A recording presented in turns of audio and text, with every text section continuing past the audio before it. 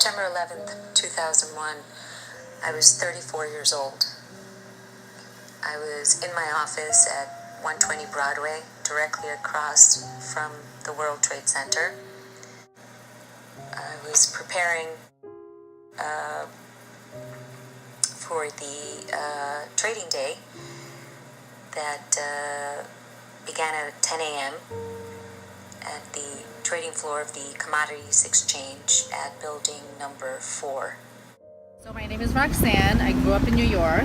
I was working at the time. I had just gotten to work. I was on the 38th floor of One World Trade. Okay, so my name is Jen Hamill, and when the attacks on 9/11 happened, I was about 23 years old, and I was working in an office building in Queens, which is about 5 miles outside of Manhattan where the attacks happened. I had come into work a little bit early that day, which is rare for me, and the attacks happened about 10 minutes of 9, so I had just walked into work when my coworker who was sitting in front of her computer said, "Oh my gosh, a plane just hit the World Trade Center."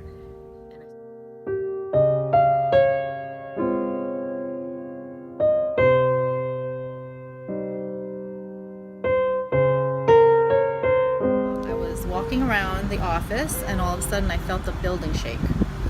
It was a little shake and nobody knew what was going on, but we all just knew to go to the stairway and make our way downstairs because there was a lot of people in the building, so it took us quite some time to get downstairs. And while we were in the building, I worked for the technology department, and they had these phone things, beepers, and they're called Blackberries, and they got a message on their Blackberries, and they said that a plane hit the building. And we couldn't believe it, but that's what we heard.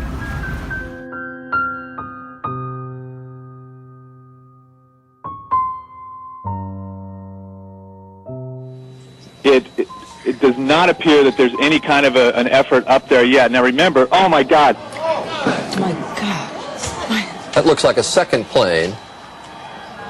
Has just hit. So this looks like it is some sort of a concerted effort to attack the World Trade Center that is underway in downtown New York. 3 years old when the attacks on the World Trade Center occurred on September 11th in 2001. At the time I was living in West New York, New Jersey, and I performed in a show on Broadway called Blast. The cast members and I were visiting in Woodstock that Tuesday morning.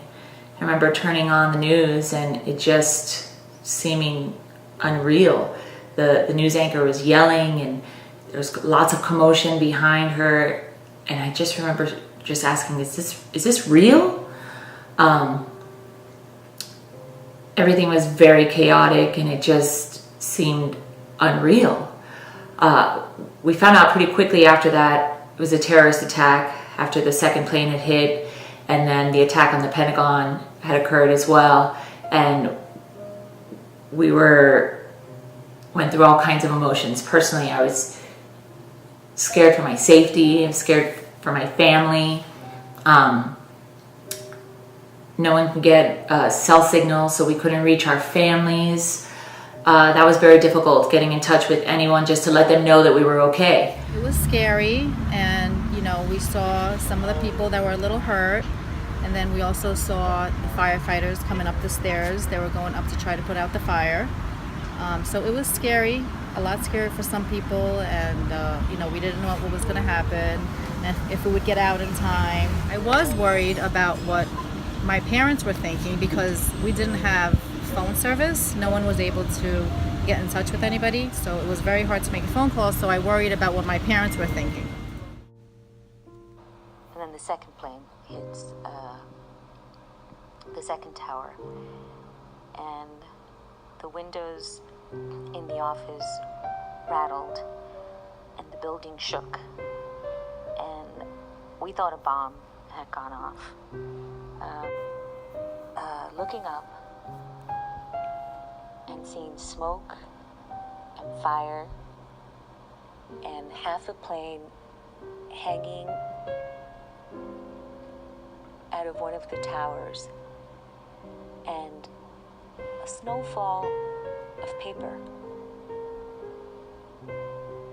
Just paper floating in the air, a lot of it. I'm thinking, this isn't real. I thought it has to be an accident. And then the second plane flew into the second tower. And we just kind of sat there, staring, kind of unbelieving. And we walked outside, and the sky was filled with smoke. Because we were so close, you could just see the smoke everywhere. And the entire building where we worked, which had about 700 people who worked there, was just kind of wandering around. They had no idea what to do.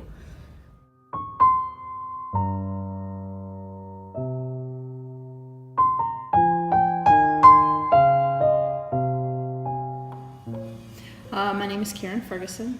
At that point, I was a captain in the United States Air Force. The job I did for the Air Force was I was a nuclear weapons officer, which meant I was a launch control officer for nuclear weapons in Cheyenne, Wyoming. And in my career field, we do a job where you're in a capsule underground for 24 hours at a time. Normally one person can sleep and one's awake. But because of the increased tensions then, we actually went to 2 people awake at all times. We went out for 4 days at a time, and we had to do that for the entire month until October, just because no one knew what was going to happen next.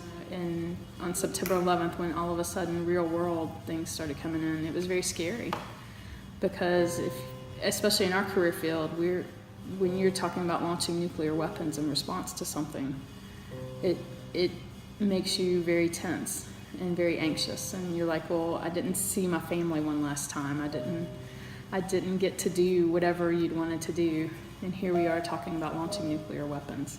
And so it was very tense during that time. In the military as a whole, the things we started seeing were more deployments overseas. We saw a lot more training taking place on how to handle incidents in security. We were also much more aware of people, and you received a lot of training on how to respond to suspicious packages, how to respond to suspicious people. And so we handle things a little differently.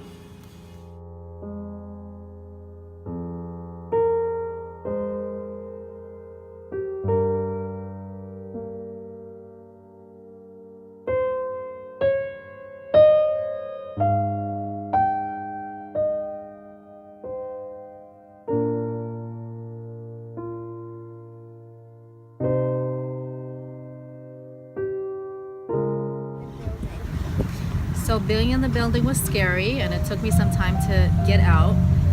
When I finally got out, the police officers and security were just yelling at us, telling us to go, go, go, don't stop, don't look up, just go and walk far away.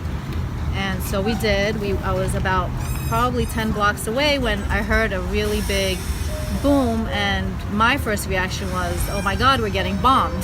That the second tower went down, and nobody could believe it. And then we kept walking, and it took me about 4.5 hours to get home, because there was no vehicles allowed to go into Manhattan, and they closed all the bridges. The subway was closed, everything was closed, so pretty much everybody just walked together over the bridges trying to go home. We were an office building who took calls from salesmen around the country, and our phones and our internet were routed through the World Trade Center. So we had no phones, and we had no internet anymore. We couldn't do anything. We were just wandering around. Nobody knew what to do.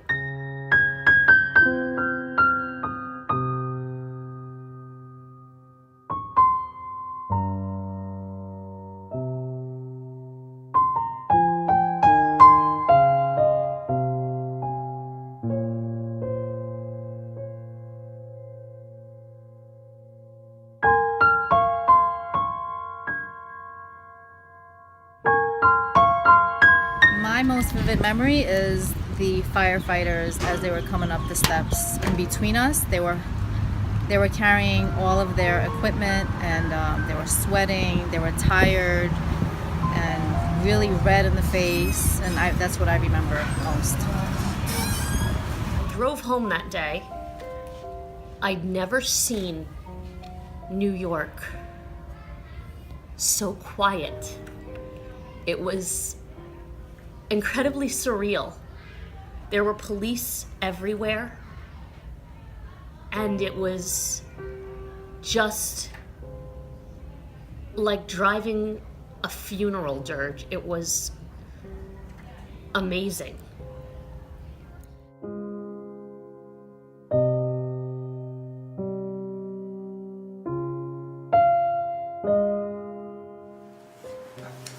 I remember the days following the attacks, heading into the city, feeling when we stepped off into the ferry that you're almost on a set of a movie.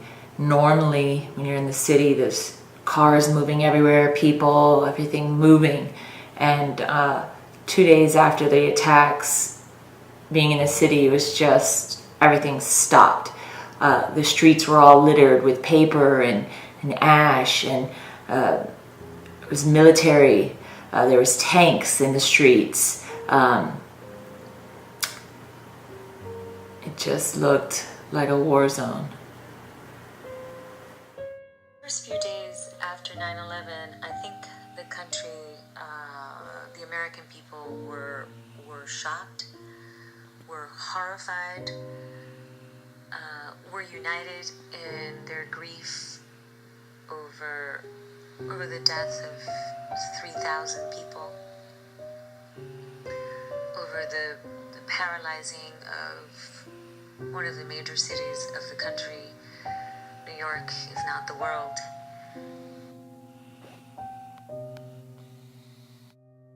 The traders needed to get back up, back to work, up and running, so the technology department that I worked with had to make that happen. So we actually got new offices in Jersey City, right across the water, and we had to go to Jersey for the next few months to work until they found other space in Midtown. But for me personally, it was, I was right back at work 2 days later. Yeah, it was a long time. It was a long time for everybody else to get back to normal. There was a lot of fear, and there was a lot of cleanup to do, and search and rescue, and everybody from all the other states coming in to help. So it took quite some time. What will forever be etched in my memory are the posters asking, "Have you seen my loved one?" I will never forget people walking up to me and others holding posters that said, "Have you seen my mom, dad, husband, wife, brother, son, daughter, friend?" These posters were plastered everywhere. It was devastating. This was not just another tragedy seen on the news. The inconsolable pain was palpable. Those posters broke your heart. They humanized the tragedy in a way that will never leave me. It's not something the news could accurately capture. It was heart-wrenching pain. The city came together almost like a collective hug to say this can never be explained, but we're going to all stand as one and fight together to get through this like New Yorkers. My most vivid memory was actually not on September 11th. It was 2 days afterwards. That Thursday, the managers of the show had told us we were going to be performing that night. And it was just a weird, eerie situation. I remember the cast members and I, we got to the Port Authority to get on the ferry, and usually you would sit and wait for the ferry and look out these huge glass windows and just stare into the city, except this time we got to the ferry and you couldn't see out the windows because they were just covered in papers. "Have you seen me? Have you seen me? Missing person. Please contact me." It was just heartbreaking. And on a very clear day, if you looked out my bedroom window, you could see Manhattan. You could see the skyline. And for 6 months, every time I looked out my bedroom window, I could see the smoke rising from what was left of the World Trade Center. So we left New York probably in 2002? So like a year after. Yeah, maybe a year and a half after. Yeah. My first time back there was about a year and a half ago. And it was kind of sad to be there. I did not go inside the building. I only went and visited the outside part. And it was sad. It was sad. It was an emotional day.